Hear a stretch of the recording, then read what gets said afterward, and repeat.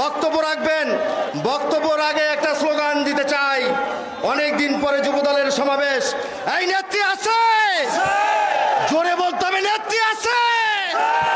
ওই বলো তো সেই নেত্রী খালেদা জিয়া, তারেক রহমান।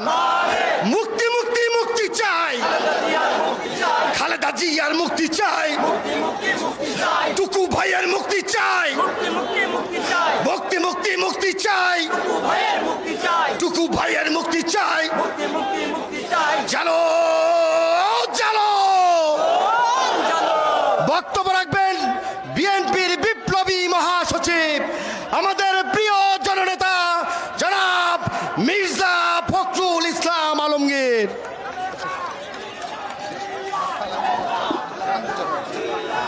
আমি একটু হাত পা ছুঁড়ে বিসমিল্লাহির রহমানির রহিম। বাংলাদেশের গণতন্ত্রের আপোষহীন অবিসংবাদিত নেত্রী দেশনেত্রী বেগম খালেদা জিয়ার মুক্তি, যুবদলের সভাপতি সুলতান সালাউদ্দিন টুকু, সাবেক সভাপতি সাইফুল ইসলাম নীরব এবং শীর্ষ নেতৃবৃন্দ যুবদলের ছাড়া গণতান্ত্রিক আন্দোলনের এই ভয়াবহ দানবীয় সরকারের নির্যাতনে কারারুদ্ধ সকল স্তরের সকল নেতা কর্মীদের মুক্তির দাবিতে আজকে বাংলাদেশ জাতীয়তাবাদী দলের জাতীয়তাবাদী যুবদলের এই সভার সম্মানিত সভাপতি, সংগ্রামী সভাপতি, আজকের সভায় উপস্থিত বাংলাদেশ জাতীয়তাবাদী দলের জাতীয় স্থায়ী কমিটির সম্মানিত সদস্য, গণতান্ত্রিক আন্দোলনের অন্যতম নেতা, ঢাকার সাবেক মেয়র, জাতীয় স্থায়ী কমিটির সদস্য জনাব মির্জা আব্বাস, আরেকজন গণতান্ত্রিক আন্দোলনের অন্যতম নেতা, সাবেক মন্ত্রী, ঢাকার নেতা বাবু গয়েশ্বরচন্দ্র রায়, উপস্থিত যুবদল, বিএনপি যুবদল এবং অঙ্গ সংগঠনের নেতৃবৃন্দ, আজকের এই সভায় উপস্থিত প্রিয় ভাই বোনেরা, আসসালামু আলাইকুম। দেশনেত্রী বেগম খালেদা জিয়া শুধুমাত্র বাংলাদেশের একজন নির্যাতিত মজলুম নেত্রী নন, তিনি সারা বিশ্বের গণতান্ত্রিক আন্দোলনের জন্য যারা তাদের ত্যাগ স্বীকার করেছেন, যারা আত্মত্যাগ করেছেন, যারা জনগণকে এই বাবা এই থামো থামো, এখন স্লোগান দিয়ে লাভ নাই, প্লিজ। এই ছেলে বন্ধ করো, প্লিজ বন্ধ করো, একটু কথা বলতে দাও বাবা, 2 মিনিট প্লিজ।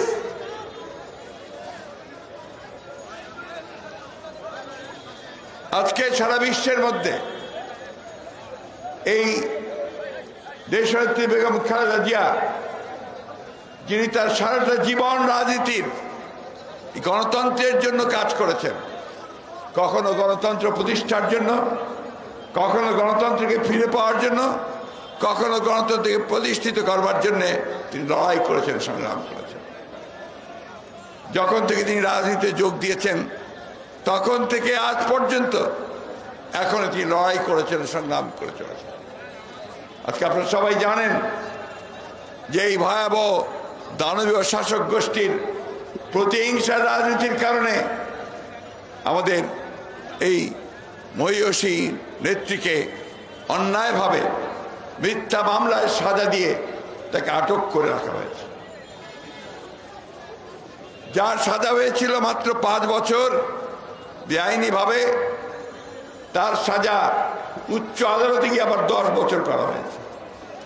এবং যে ধরনের মামলায় অন্যান্য সবাই জামিন পেয়ে যায়, যা তার প্রাপ্য সেই জামিনও তাকে দেওয়া হচ্ছে না। তিনি অত্যন্ত অসুস্থ, এত অসুস্থ যে প্রায় তাকে হাসপাতালে নিতে হচ্ছে তার ন্যূনতম চিকিৎসার জন্য। বারবার এই শাসক গোষ্ঠীকে বলা হয়েছে যে তার যে চিকিৎসা, তার এই উন্নত চিকিৎসার জন্য তাকে বিদেশে যেতে দেওয়া হোক চিকিৎসার জন্য। বিদেশ থেকে আন্তর্জাতিক নেতৃবর্গ তাকে আহ্বান জানিয়েছে, কিন্তু তারা সেই কথা শুনছে না। কারণ তাদের উদ্দেশ্য একটাই, যে দেশনেত্রী বেগম খালেদা জিয়া মুক্তি হন, তাহলে তাদের যে শাসন, তাদের যে তাকতে তাউস, তাদের যে মসনদ, সেই মসনদ টিকে থাকবে না, জনগণের উত্তাল তরঙ্গের মধ্যে তা ভেসে যাবে। বন্ধুগণ, আটক করে রাখা হয়েছে সেই সমস্ত তরুণ নেতাদেরকে যারা গণতন্ত্রের জন্য সংগ্রাম করে চলেছে দীর্ঘকাল ধরে। প্রায় 18 বছর ধরে আটক করে রাখা হয়েছে বিএনপির বেশ কিছু নেতাকে, যাদেরকে অন্যায়ভাবে মিথ্যা মামলা তৈরি করে তাদেরকে মৃত্যুদণ্ড পর্যন্ত দেওয়া হয়েছে। এই সরকারের নির্যাতনের অন্যতম হাতিয়ার হচ্ছে এই বিচার ব্যবস্থাকে দলীয়করণ করার মধ্য দিয়ে। আমাদের একজন এমপি হাবিব, তাকে যাবজ্জীবন কারাদণ্ড দেওয়া হয়েছে সেই 20 বছর আগে কোন একটা ঘটনার কারণে তাকে 20 বছর সাজা দেওয়া হয়েছে, আজীবন সাজা দেওয়া হয়েছে। ঈশ্বরদীতে 9 জনকে মৃত্যুদণ্ড দেওয়া হয়েছে একই ধরনের মামলায়। এই সরকার টিকেই আছে শুধুমাত্র এই সমস্ত মিথ্যা মামলা করে। একটা আদালতকে তারা ব্যবহার করতে চায় তাদের নির্যাতনের হাতিয়ার হিসেবে, উইপনাইজ করতেছে তারা, সেইভাবে তো ব্যবহার করে তারা আজকে এই শাসন ব্যবস্থায় টিকে থাকতে চায়। আপনারা দেখেছেন ইতিমধ্যে এই রাষ্ট্রযন্ত্রকে ব্যবহার করে কিভাবে জনগণের ন্যায়সঙ্গত যে দাবি, একটা গণতান্ত্রিক ব্যবস্থার ন্যূনতম অধিকার, ভোট দেওয়ার অধিকার, সেই ভোট দেওয়ার অধিকারের জন্য যে আন্দোলন, সেই আন্দোলনকে তারা কিভাবে নিদারুণভাবে এইভাবে গত 28 অক্টোবর, আপনাদের মনে থাকার কথা, এইখানেই কিভাবে তারা পণ্ড করে দিয়েছে, পুরোপুরিভাবে পণ্ড করে দিয়ে সে আন্দোলনকে তারা দমিয়ে দেওয়ার চেষ্টা করেছে। একটা কথা তাদেরকে বারবার মনে করিয়ে দিয়েছি, আবারও মনে করিয়ে দিতে চাই, যে নির্যাতন করে, দমন করে, গুম করে, খুন করে, হত্যা করে, বিনা বিচারে হত্যা করে কখনোই এই গণতন্ত্রের আন্দোলন, স্বাধিকারের যে আন্দোলন, মুক্তির যে আন্দোলন, সেই আন্দোলনকে স্থগিত করা যাবে না। অতীতেও যায়নি, এখনো যাবে না। বন্ধুগণ, আজকে যুবদলের সবাই, এটা এখানে যারা উপস্থিত আছেন সবাই যুবক।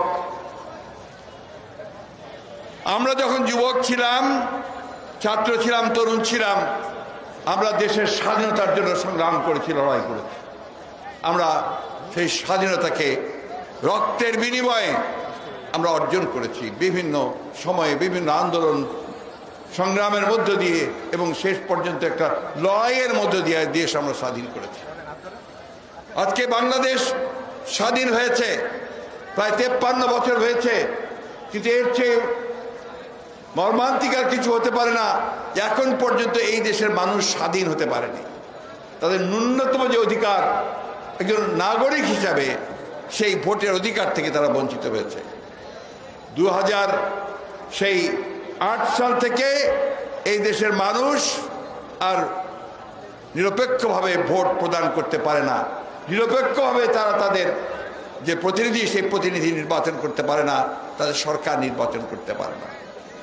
এই আওয়ামী লীগের এই শাসক গোষ্ঠী তারা ক্ষমতায় আসার পর থেকেই অত্যন্ত পরিকল্পিতভাবে তারা জনগণের অধিকারগুলোকে কেড়ে নিয়ে এই দেশে আবারও সে 1975 সালে তারা যেটা করেছিল, একদলীয় শাসন ব্যবস্থা বাকশাল প্রতিষ্ঠা করেছিল, সেইভাবে আবারও তারা বাকশাল তৈরি করতে চায়, একদল শাসন ব্যবস্থা তৈরি করতে চায় একটু ভিন্ন মোড়কে। সেই মোড়কটা হচ্ছে গণতন্ত্রের মোড়ক। আমাদের আওয়ামী লীগের নেতারা অনেক কথা বলেন, এখন তো মুখে তুবড়ি ফোটে। এই তুবড়ি ফোটার মধ্য দিয়ে তারা গতকালই তাদের সম্মানিত সংগ্রামী মহাসচিব তিনি বলেছেন, সাধারণ সম্পাদক তিনি বলেছেন, আবার চেষ্টা করবেন না সন্ত্রাস সৃষ্টি করার, তাহলে এবার ডবল শিক্ষা দিয়ে দেব। বন্ধুগণ, বিএনপি কখনোই সন্ত্রাস করে নাই। বিএনপির সন্ত্রাসের ইতিহাস নেই। সন্ত্রাসের ইতিহাস আপনাদের। আমি বহুবার বলেছি, সন্ত্রাসের মধ্য দিয়ে আপনাদের জন্ম। আপনারা যখন আওয়ামী লীগের মৌলানা ভাসানী সভাপতি ছিলেন, সেই মৌলানা ভাসানীকে আপনারা বিতাড়িত করে মেরে তাড়িয়ে দিয়ে তাকে রূপমহল সিনেমা হল থেকে বের করে দিয়েছিলেন। এবং তারপরেই মৌলানা ভাসানী বাইরে বেরিয়ে গিয়ে মাহবুব আলী ইনস্টিটিউটে সেদিন ন্যাপ আপনার তৈরি করেছিলেন। সেই ইতিহাস আমরা ভুলে যাইনি। আমরা ভুলে যাইনি যে পূর্ব পাকিস্তান আমলে এখানে যে পার্লামেন্ট ছিল, অ্যাসেম্বলি ছিল, প্রাদেশিক পরিষদ ছিল, সেই পরিষদের প্রাদেশিক পরিষদ ডেপুটি স্পিকারকে আপনারাই পিটিয়ে হত্যা করেছিলেন। আমরা ভুলে যাইনি সে কথা। আমরা ভুলে যাইনি এই সন্ত্রাসের মধ্য দিয়েই আপনারা এই দেশের জনগণের সমস্ত ন্যায়সঙ্গত দাবিগুলোর যে আন্দোলন, সে আন্দোলনকে দমিয়ে দিচ্ছেন গত 18 বছর ধরে। বন্ধুগণ, আজকে দুর্ভাগ্য এই জাতির, যে জাতি স্বাধীনতার জন্য লড়াই করেছিল, যে জাতি গণতন্ত্রের জন্য লড়াই করেছিল, যে জাতি ভোটের অধিকারের জন্য লড়াই করেছিল, মুক্তির জন্য লড়াই করেছিল, প্রাণ দিয়েছিল, সেই জাতি আজকে তার সমস্ত গণতান্ত্রিক অধিকারগুলো থেকে বঞ্চিত হয়েছে। তো গণতান্ত্রিক অধিকার নয় বন্ধুগণ, আজকে মানুষ তার অর্থনৈতিক অধিকার থেকে বঞ্চিত হচ্ছে। এখানে তারা খুব বড়াই করে যে তারা উন্নয়নের লহরী বইয়ে দিচ্ছে, অনেক ফ্লাইওভার হচ্ছে, রাস্তা হচ্ছে, কাঠ হচ্ছে। সাধারণ মানুষের কি অবস্থা? সাধারণ মানুষের বাজারে গেলে তারা কিছু কিনতে পারে না, চাল কিনতে পারে না, ডাল কিনতে পারে না, পেঁয়াজ কিনতে পারে না, রসুন কিনতে পারে না।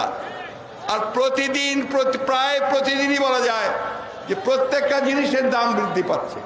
বিদ্যুতের দাম বাড়ছে, গ্যাসের দাম বাড়ছে, এবং রেলের ভাড়া বাড়ছে, বাসের ভাড়া বাড়ছে। এই যে আমাদের রিক্সাওয়ালা ভাইরা যারা দূরে দূরে দাঁড়িয়ে আছেন এখানে, তাদেরকে জিজ্ঞেস করুন তারা আজকে কিভাবে তাদের জীবন সংসার চালাচ্ছে, কিভাবে চালাচ্ছে। পারে না, একবেলা খায়, দুবেলা খেতে পায় না।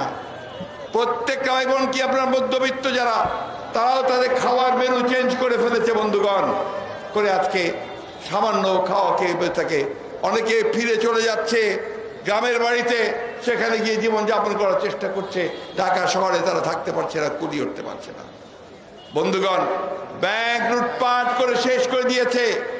ব্যাংকের নতুন নতুন আইন করছে, যারা ঋণ খেলাপি, যারা ব্যাংক লোপাট করছে তাদের স্বার্থে। এমনকি বাংলাদেশ ব্যাংক, যেটা নিয়ন্ত্রণ করার কথা কেন্দ্রীয় ব্যাংক, তারাও আজকে একই সঙ্গে যুক্ত হয়েছে। এবং তাদের এই সমস্ত অপকর্ম যেন বাইরে বেরিয়ে না পড়ে, তার জন্য আমার সাংবাদিক ভাইদের সেখানে প্রবেশ নিষিদ্ধ করেছে। কোথায় যাবেন আপনারা? কোথায় যাবেন? আমরা আজকে এই দেশের মানুষ, আমাদের নিজ দেশের থেকে আমরা আজকে পরবাসী হয়েছি। আমরা চিকিৎসার জন্য বিদেশে যাওয়ার জন্যে আদালত থেকে অনুমতি নিয়ে যখন আমরা এয়ারপোর্টে যাই, ওই এয়ারপোর্টে আমাদেরকে 1 ঘন্টা ধরে আটক রাখা হয় বিভিন্ন কারণে, এবং সহজে ছাড় দেওয়া হয় না। আওয়ামী লীগ দাবি করে যে তারা দেশ চালাচ্ছে। আসলে কি তারা দেশ চালাচ্ছে? তারা দেশ চালায় না, এক অদৃশ্য শক্তি দেশ চালাচ্ছে বন্ধুগণ। এবং যাদের নির্দেশে তারা আজকে বাংলাদেশে মানুষের অধিকারগুলোকে কেড়ে নিয়েছে। আমাদের রাষ্ট্রযন্ত্র, তার মধ্যে আমাদের পুলিশ ভাইরা আছেন, আইন শৃঙ্খলা রক্ষাকারী বাহিনী আছে, আমাদের প্রশাসন আছে, বিচার ব্যবস্থা আছে। প্রত্যেকটি প্রতিষ্ঠানকে তারা আজকে কক্ষিগত করেছে, দলীয়করণ করছে। তাদের লোক ছাড়া কেউ কোথাও যেতে পারে না। চাকরি হয় না আমার যুবক ছেলেদের, জিজ্ঞেস করে দেখেন। অনেকে বিসিএস পরীক্ষা দেয়, বিভিন্ন পরীক্ষা দেয়, তাদেরকে সেই চাকরি দেওয়া হয় না, তাদের ডিএনএ টেস্ট করা হয়। তারা কোন দলের, বাবা, চাচা, মামা, ভাই, কেউ বিএনপির সঙ্গে জড়িত কিনা, তাহলে আর তার চাকরি হবে না, পাশ করেও, কোয়ালিফাই করেও বন্ধুগণ। আর টাকা ছাড়া কোনো চাকরি হয় না, তাও 1-2 টাকা নয়, লক্ষ লক্ষ টাকা। একজন পিওনের, স্কুলের একটা পিওনের চাকরি 15 লক্ষ টাকার নিচে হয় না। এই একটা অবস্থায় তারা নিয়ে এসে ফেলেছে। একদিকে দুর্নীতি, একদিকে অনিয়ম, একদিকে কোনো জবাবদিহিতা নাই। আর নির্বাচন ব্যবস্থা, ওটা তো সম্পূর্ণভাবে তারা গিলে খেয়ে ফেলেছে। এবং প্রতিবার নির্বাচনে এক একটা নতুন নতুন কৌশল উদ্ভাবন করে। এবার উদ্ভাবন করেছে দামি নির্বাচন। আপনারাই বলছেন, সাংবাদিক ভাইরাই বলছেন দামি নির্বাচন হচ্ছে। দামি নির্বাচন আপনারা সবাই জানেন কি, আওয়ামী লীগ ইলেকশন করবে, সেই সঙ্গে ক্যান্ডিডেট, অপোজিশন ক্যান্ডিডেট বানাবে, সেটাও দামি প্রতিনিধি থাকবে, দামি ক্যান্ডিডেট। আর সেই সঙ্গে ওই যে গৃহপালিত দল, তাদেরকে তারা সিলেক্ট করে দেবে যে আপনার দল থেকে 10 জনকে আমরা পার্লামেন্টে আসতে দেব। যদি না দেওয়া হয় তখন তারা আবার কান্নাকাটি জুড়ে দেয়, তাহলে আমি আর নির্বাচনে যাব না। তখন তারা বলে ঠিক আছে ঠিক আছে, তুমি 10টাই পাবা, যাও। এই একটা অবস্থার মধ্যে নির্বাচন ব্যবস্থাকে ফেলেছে। একটা ক্যারিকেচার, একটা তামাশা, একটা কৌতুক। আমরা এই জন্য দেশ স্বাধীন করিনি ভাই, আমরা এই দেশ স্বাধীন করেছিলাম এই দেশের মানুষ রক্ত দিয়ে মানুষের অধিকারকে প্রতিষ্ঠিত করবার জন্য। তারা বলেন বিভিন্ন সময়ে এখন নাকি গণতন্ত্র প্রতিষ্ঠিত হয়েছে। এই যদি গণতন্ত্রের চেহারা হয়, তাহলে এরশাদ সাহেবরা যাবেন কোথায়? তাহলে হিটলার যাবে কোথায়? মুসলিম যাবে কোথায়? বন্ধুগণ, নমরুদ, ফেরাউন, হিটলার কেউ টিকে থাকতে পারে না এইভাবে অত্যাচার করে, নির্যাতন করে টিকে থাকতে পারে নাই। ওই এরশাদ ও আইয়ুব খান পারছে? ভুলে যাবেন না, এই দেশের মানুষ কিন্তু লড়াকু মানুষ, বিদ্রোহী মানুষ। সাবজুকেশন কখনো তারা মেনে নেয় না। সাময়িকভাবে হয়তো আন্দোলন কিছুটা ভাটা পড়তে পারে। অনেকে বলেন যে আবার আন্দোলন শুরু, আর আন্দোলন চলছে।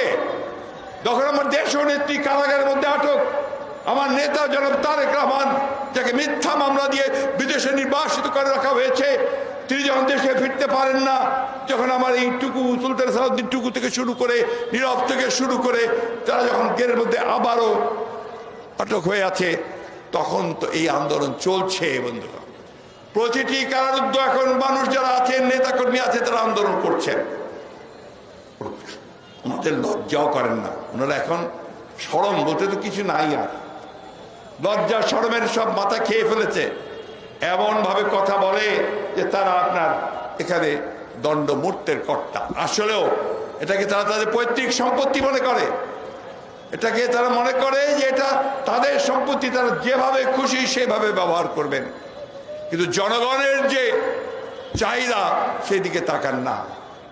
আমরা এখনো বলি, এখনো সময় আছে। জনগণের দেয়ালে পিঠ থেকে গেছে, সেই জনগণকে বাধ্য করবেন না যাতে বেরিয়ে আসতে এবং একটা উত্তাল তরঙ্গ সৃষ্টি করে আপনাদের মসনদকে ভেঙে গুরমার করে দিতে। এবং দুষ্টামির তো অভাব নাই। 28 অক্টোবর আমরা তো গত 5-6 বছর ধরে একদম পিসফুল আন্দোলন করছি। আমরা কখনো কোথাও কোনো রকম ঝামেলার মধ্যে যাইনি, হরতালে যাইনি। আপনারা বাধ্য করেছেন আমাদেরকে অবরোধ দিতে, হরতাল দিতে, এবং সেইভাবে আপনারাই সেই 28 অক্টোবরের পুরো শান্তিপূর্ণ সমাবেশটাকে পণ্ড করে দিয়েছেন নিজেরা, সেইভাবে একটা প্লট তৈরি করে। আজকেও চেষ্টা করেছিলেন, আজকেও একটা পটকা ফুটিয়েছেন। সেই পটকাটা কে ফুটিয়েছে আমরা বুঝি না, দেশের মানুষ বোঝে না। আপনারা এখানে চেষ্টা করেছিলেন আবারও একটা সাবোটাজ করে, এই সরকারি দলের লোকেরা তারা এখানে সেই অবস্থা একটা তৈরি করতে চেয়েছিলেন। বন্ধুগণ, তরুণ যুবক, আমি আপনাদের বলতে চাই, কোনো দেশের কোনো মুক্তি হয় না, তার স্বাধীনতা রক্ষা করা যায় না যদি তরুণের এবং যুবকেরা এগিয়ে না আসে। এই কথাটা আপনাদের মনে রাখতে হবে। শুধু ঠিক ঠিক বললে চলবে না, শুধু জেল খাটলেই চলবে না, আপনাদেরকে এগিয়ে আসতে হবে, এড়িয়ে আসতে হবে, রাজপথে জনগণকে নিয়ে চলে আসতে হবে, সেই জনগণকে নিয়ে আরো শক্তিশালী একটা ব্যূহ প্রতিরোধ রচনা করতে হবে।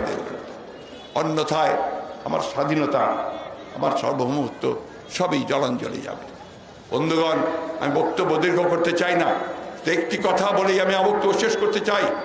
দেশনেত্রী বেগম খালেদা জিয়া আমাদের শুধু নয়, সারা বাংলাদেশের গণতান্ত্রিক বাংলাদেশের এবং সমগ্র পৃথিবীতে আমি মনে করি যে গণতন্ত্রের তিনি হচ্ছেন একজন অতন্দ্র প্রহরী আপসীন নেত্রী, যিনি এখনো লড়াই করে চলেছেন। তার মুক্তি গণতন্ত্রের মুক্তি, তার মুক্তি রাষ্ট্রের মুক্তি, স্বাধীনতার মুক্তি। বন্ধুগণ, আমাদের যেসব নেতাকর্মীরা আটক পড়ে গেছেন তাদের মুক্তি আমাদের সেই আমি নামগুলো একটু আপনাদের জানাই শোনাই। যারা যারা আছেন, আমাদের নেতারা যাদের নাম দিয়েছে: যুবদল সভাপতি সুলতান সালাউদ্দিন টুকু, বিএনপি যুগ্ম মহাসচিব জাহিবুর নবী খান সোহেল, যুবদলের সাবেক সভাপতি সাইফুল আলম নীরব, ছাত্রদলের সাবেক সাধারণ সম্পাদক হাবিবুর রশিদ হাবিব, স্বেচ্ছাসেবক দলের সাবেক সাধারণ সম্পাদক কাদের ভূঁইয়া জুয়েল, বিএনপি স্থায়ী নির্বাহী কমিটির সদস্য ওবায়দুল হক নাসির, ছাত্রদলের সাবেক সহসভাপতি ইখতিয়ার রহমান কবির, যুবদলের ক্রীড়া সম্পাদক আবুল মনসুর খান দীপক, ঢাকা মহানগর উত্তরের স্বেচ্ছাসেবক দলের সাবেক সাধারণ সম্পাদক মোসাব্বির। মিথ্যা মামলায় টাঙ্গাইলের আমাদের আব্দুল সালাম পিন্ডি সাহেব, আমাদের সাবেক মন্ত্রী বাবর সাহেব, এখনো তাদেরকে মিথ্যা মামলায় সাজা দিয়ে আটক করে রেখেছেন। আমাদের অসংখ্য নেতাকর্মীকে আটক করে রেখেছেন। আপনার হাইকোর্ট থেকে জামিন নিয়ে কোর্টে যায়, লোয়ার কোর্টে যায়, সারডা কোর্টে, তাদেরকে জেলে ঢুকিয়ে দেওয়া হয়।